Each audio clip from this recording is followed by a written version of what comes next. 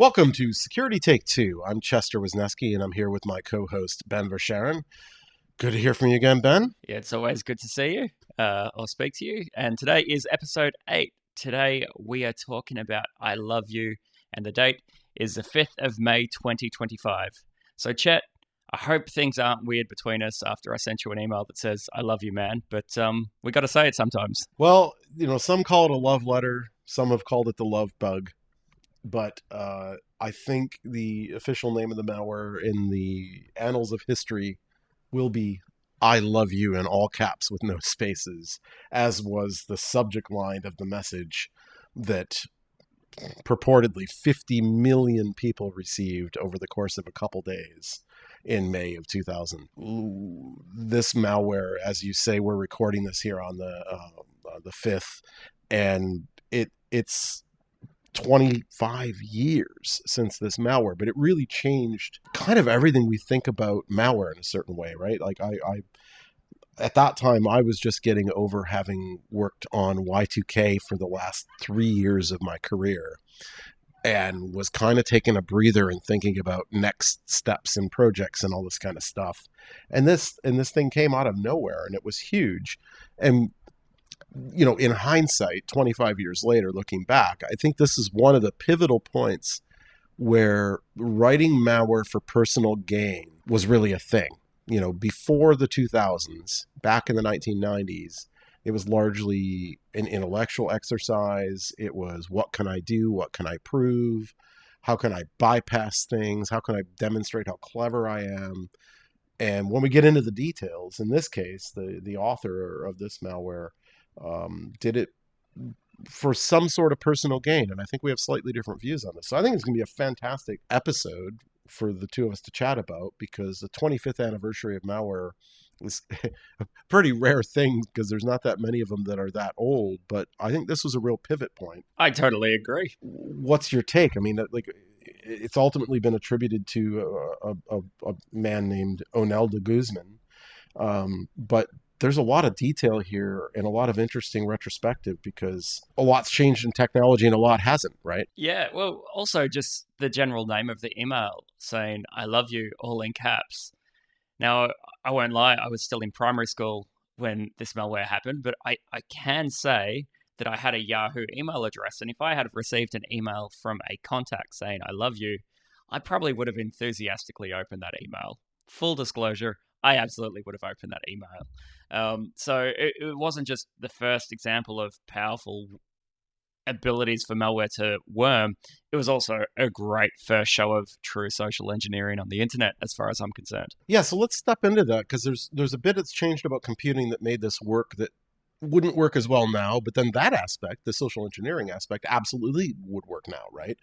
And we're talking at that era. We're talking about the 4th of May 2000. We're talking before 9/11, just after we partied like it was 1999. Crazy to think of how much time has passed. But the subject line was I love you. But the computer you would have been running to be victimized by this would have likely been Windows 95, Windows 95 OSR2, Windows 98, Windows Me, Windows 2000, and possibly NT4.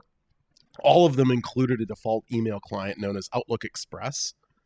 But of course, if you paid for the full Microsoft Office suite, which everybody in the world was at that time, no different, honestly, than today, largely, Microsoft Office customers, you might have had the full fat version of Microsoft Outlook. And at that time, there were very few restrictions in what Microsoft Outlook or Windows would do. And I think there's a nexus of the two things that allowed this thing to happen. I mean, one, the subject might have been I love you, but the body of the email said, kindly check the attached love letter coming from me. Not really much elaboration even on the subject of I love you.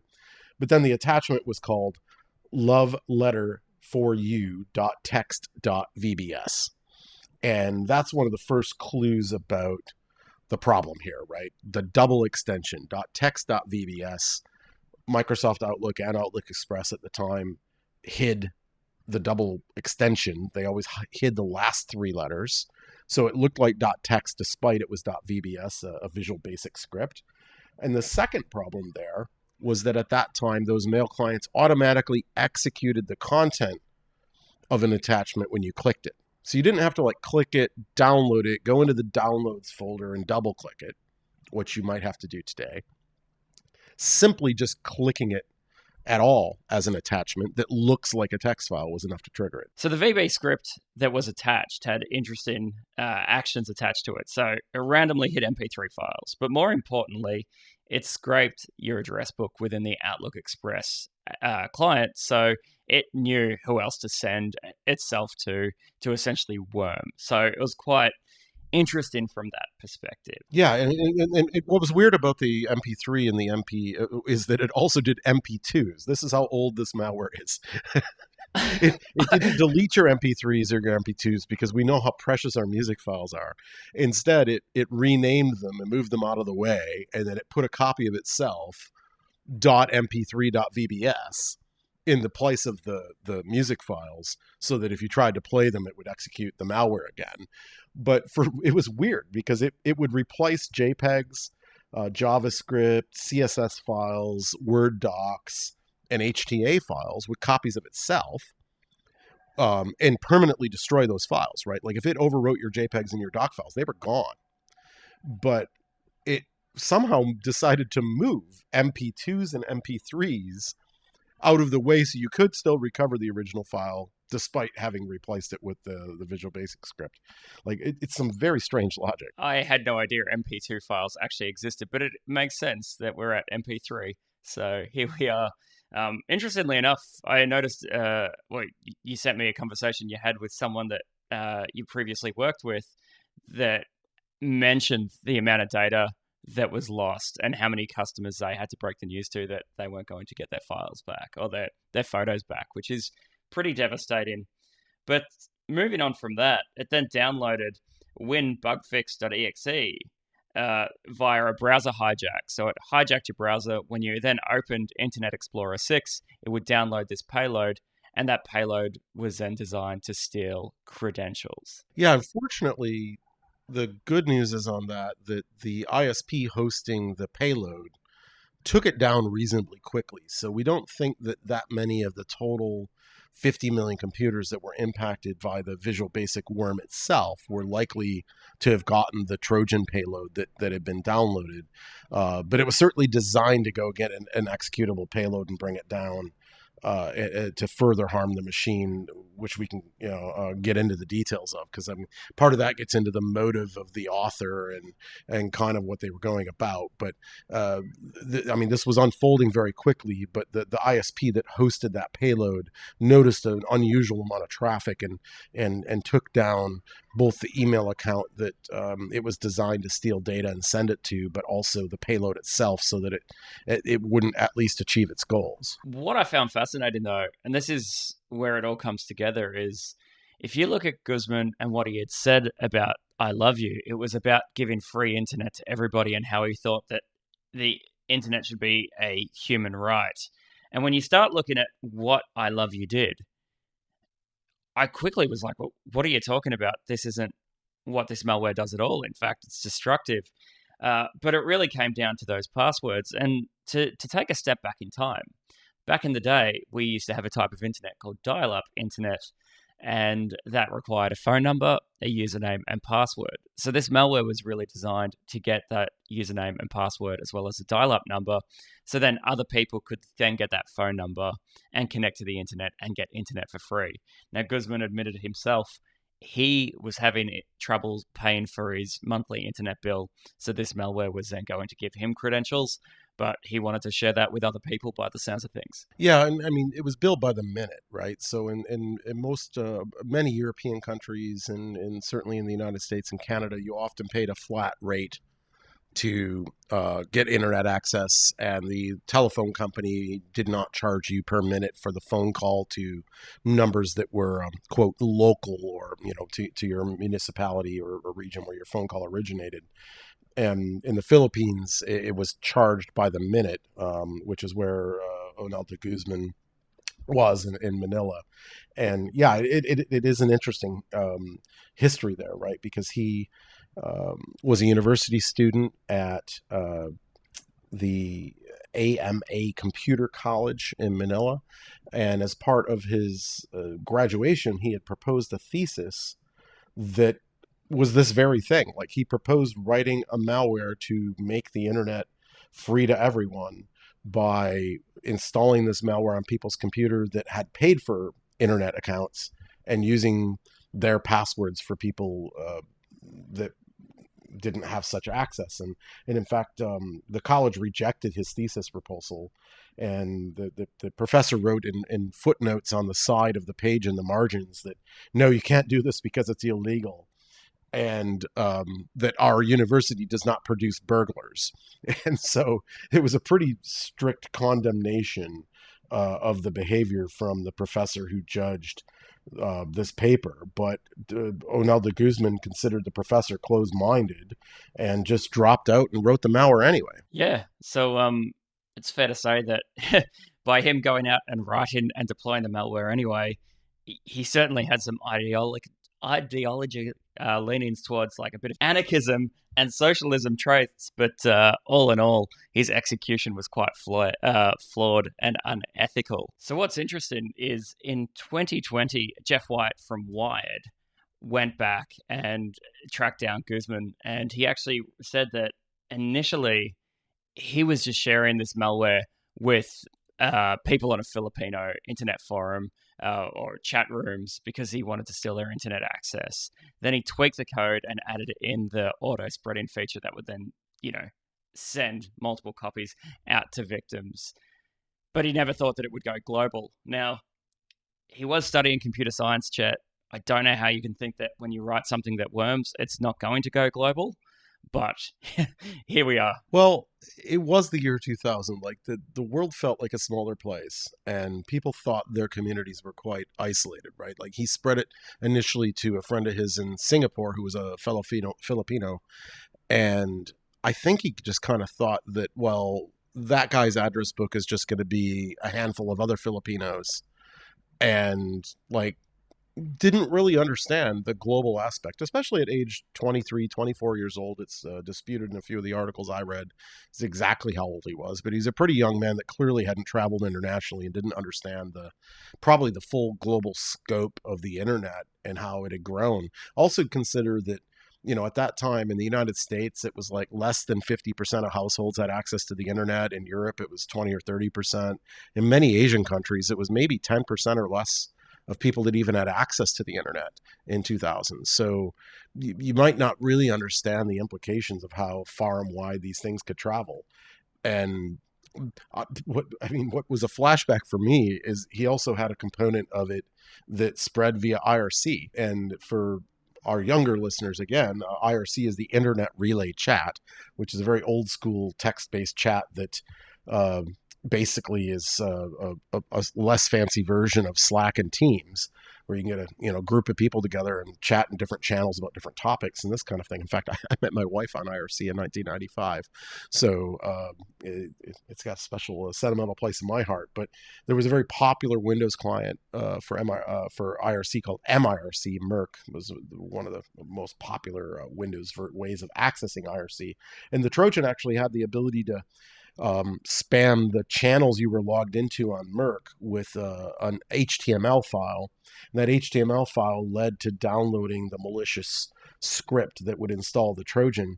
And that at that time, Windows had a bit of a protection. It would actually trigger a pop-up in Windows that was giving you a warning about an ActiveX control downloading something executable and malicious.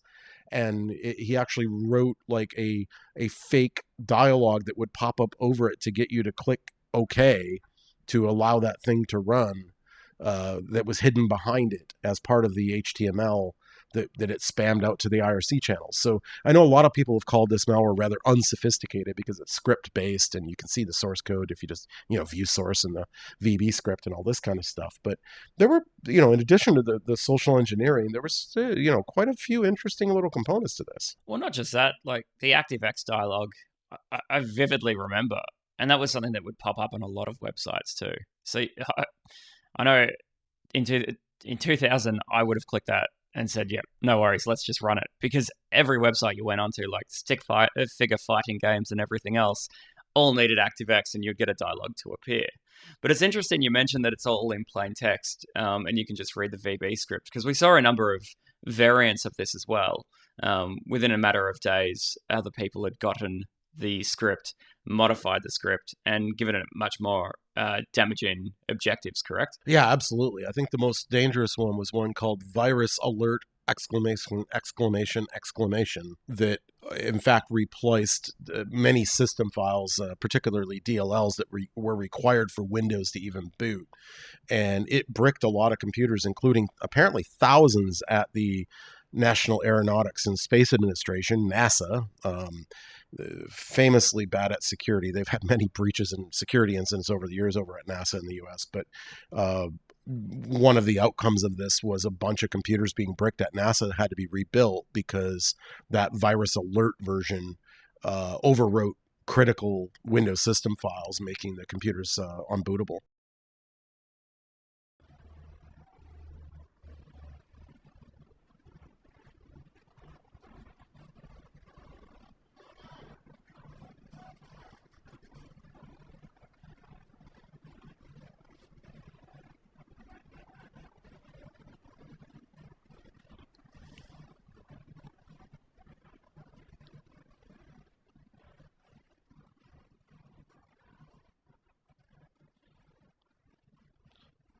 Now you're pushing my buttons.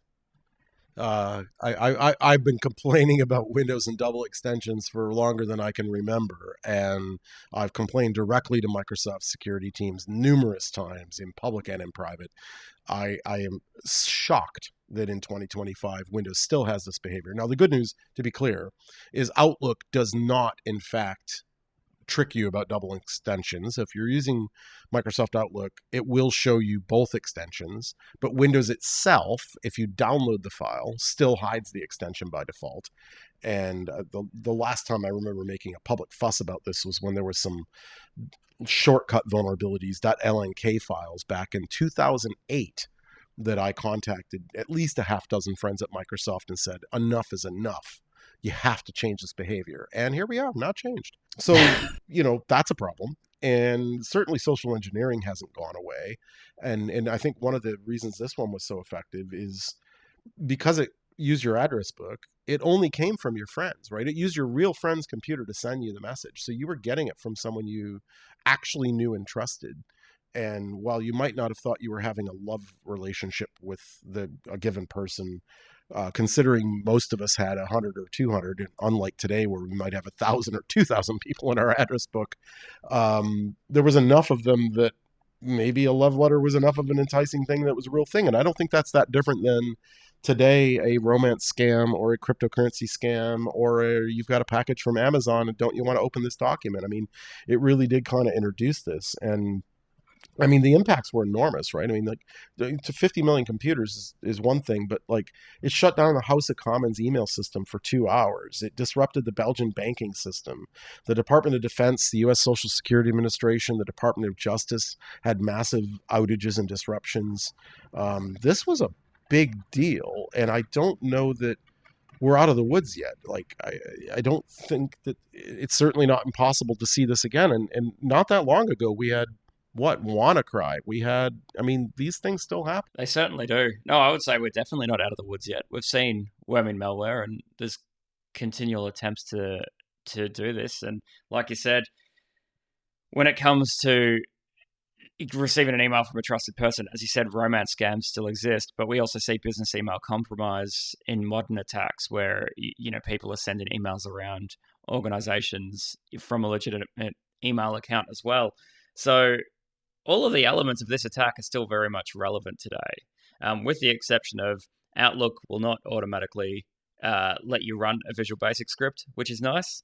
It will open in text first, but I would like to think that every modern spam filter as well would prevent a VB script from being emailed through as well. I believe by default, any script is blocked, especially in things like Office 365, which is nice. Hygiene certainly improved. Yeah, absolutely.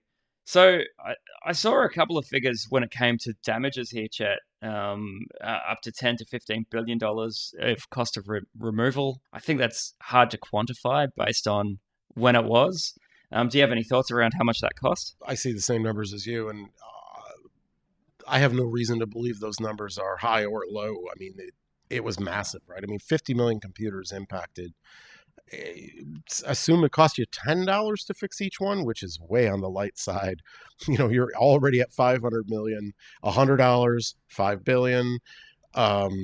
It doesn't take much to get into these kind of numbers. And this doesn't include the lost productivity of not being able to access email systems for hours, if not days, at thousands and thousands of businesses. I mean, it had major impacts at Ford Motor Company, Merrill Lynch. I mean, big organizations in addition to all these government systems. And this, of course, led to a bit of a manhunt. I mean, when this was unleashed, the Philippines police were clearly immediately engaged by the FBI and others to go, well, who's behind this and what's the deal? And it turned out in that plain text VB script, there were a couple of email addresses, spider at super.net.ph and mailme at super.net.ph, which unfortunately, kind of led directly somewhat to the people that were probably involved. We won't know in that there never was a criminal case, but I'll get to that in a second. There was also a mention to something called the Grammarsoft Group, and Grammarsoft Group, upon investigation, was a bit of a hacker club that was at the AMA Computer College that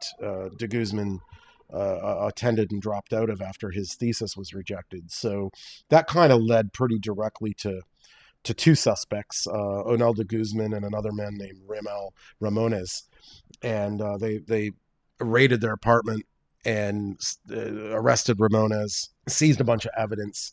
And then they thought maybe this is the wrong guy because Ramones didn't really seem like the nerdy type that would have wrote a virus. And their instinct was right. It wasn't Ramones, in fact. But Ramones was dating Onel de Guzman's sister. So there was a connection. They were at the right apartment. And it looks like de Guzman was using Ramones' internet account because he didn't have any minutes before he stole everybody's passwords, which was the motive. And was using his internet account in order to receive the stolen passwords and distribute the Trojan from an ISP there called Sky. And unfortunately for Ramones, he was dating de Guzman's sister and kind of got a little bit wrapped up in it. So there was quite a bit of shenanigans there because there was also in the press a lot of accusations that a guy named Michael Buen was the co-author of this in the end, and he was ultimately cleared of it. He had nothing to do with it, but he had been wrapped up in some malware with de Guzman and a previous version of a malware called Mykl B, MYKL-B.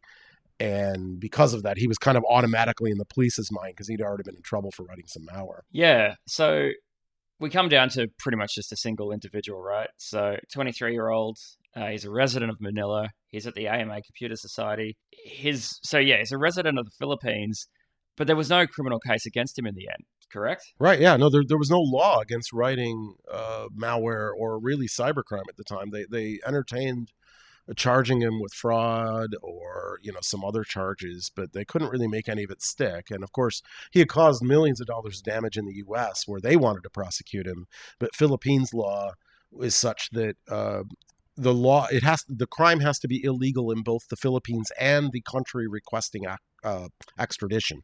So because it was against the law in the States, but it wasn't against the law in the Philippines, ultimately they dismissed the charges and let him go. But he was at a press conference with his attorney during all of this and kind of didn't really acknowledge that he did it, but he kind of implied that, wow, I didn't really think it was going to turn into this, which is interesting because, as you said, you're like, well, if you're mass emailing this out, you'd think you'd know, but I think he genuinely didn't know. Yeah, I think you're right.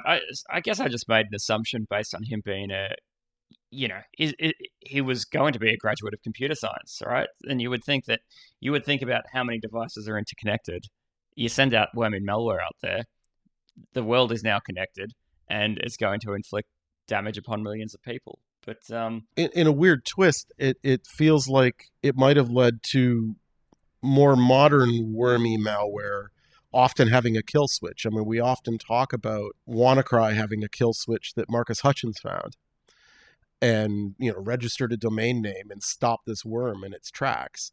And it's funny that criminals and nation states after this incident seem to realize that maybe there should be an off button. Absolutely, there should be an off button, and it's nice that they're thinking ahead.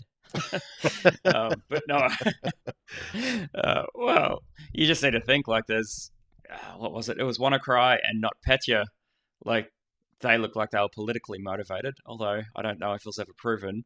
But by them having an off switch, if they did ever start worming through the country that unleashed it, they could at least turn it off. So that's a very valid point. I'd never even thought of till right now. Yeah, it's a weird world we live in, isn't it? And in the end, back to Jeff White at Wired. I mean, he did track down to Guzman, and he's operating a cell phone repair stall in one of these electronics malls. And not everyone maybe has traveled in Southeast Asia, but it's one of the things I enjoy so much when I'm traveling in Southeast Asia, especially 10 or 15 years ago when tech wasn't quite as universally dispersed as it is now. But you end up in Singapore or Thailand or Malaysia or Philippines, and there's these massive markets and malls with just all these little stalls with people selling motherboards and fixing cell phones and selling little USB based gadgets that before the likes of Alibaba and Amazon were impossible for most of us to ever find. And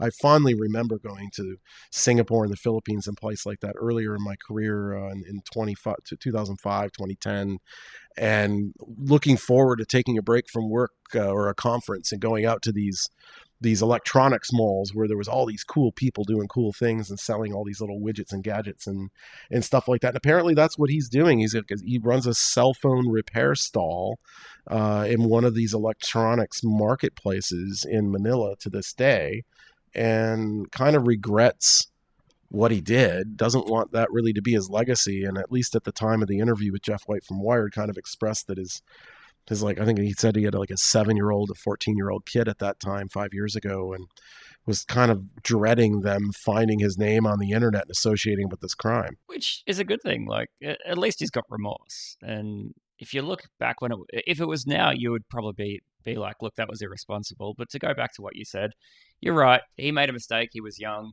Probably didn't think it through. The internet was very different to what it is today. And I know that you didn't like this, but I suggested that maybe his heart was almost in the right place. Like he did say that he believed the internet should be a human right, and this was back in 25 years ago. He rejected institutional authority and told his university, "No, you're wrong. It should be an institutional right, and this is how it should be." And he acted upon that. Like he was a man acting with passion. He did it incorrectly, or he shouldn't have done it at all. But here we are, and he's learned from that. I will say, I love going to these Asian malls as you do.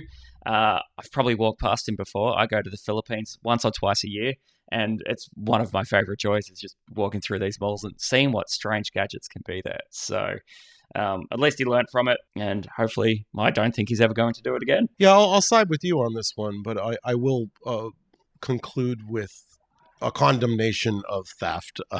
Stealing things and infecting tens of millions of computers with malware is bad, and you should not do it. And despite the social justice arguments, which I might happen to agree with, this is not how you approach that problem. So we do not want to endorse that behavior as a way to demonstrate your civil disobedience. There's probably more constructive ways, but in the end, I think this truly was a pivotal moment that, whether you want to call it selfishness or ill thought out social gain that you were trying to attempt to do, the damage was massive, but it did demonstrate, unfortunately, the power of malicious things to go out and touch everyone's computer, change the world in ways that we didn't intend, and I think in a small way has led to the modern malware ecosystem. And it was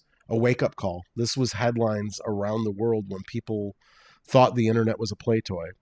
And this kind of brought our whole industry almost into existence for the fact that this was a real thing that had real consequences, and it couldn't be ignored. Like, we have to shore up our security, and we we're finally at a point in history where we knew we couldn't live without technology. It's funny you say that too, is every now and then our industry needs a little bit of a jump start. And I say that because in 2016, we saw WannaCry. Suddenly we saw malware worm in. We realized that internal networks maybe should be as secure as external networks, as in, external facing interfaces. And you see a bit of a jump start. It wakes executives up, it wakes IT teams up to say, no, we can't be complacent. So every now and then, having a little bit of a jump start, as terrible as it is a good thing for the industry to remember what can happen if you get complacent. Absolutely. And on that note, we'll conclude episode 8. As always, you prefer to listen to us or watch us, so you're not going to see us because we don't put the video up, but you can listen to us on YouTube at /security take 2. Our website has all the details for all the different places to get things, our show notes, if you're interested in the links that we use to research our stories, at securitytake2.com. You can email us at hosts@securitytake2.com until the AI bots decide to interpret my voice and start spamming me. And I think we have a Reddit. We do. If you go to reddit.com/r/securitytake2, you can find us there with links to the show notes. And there's room for discussion if you ever want to chat.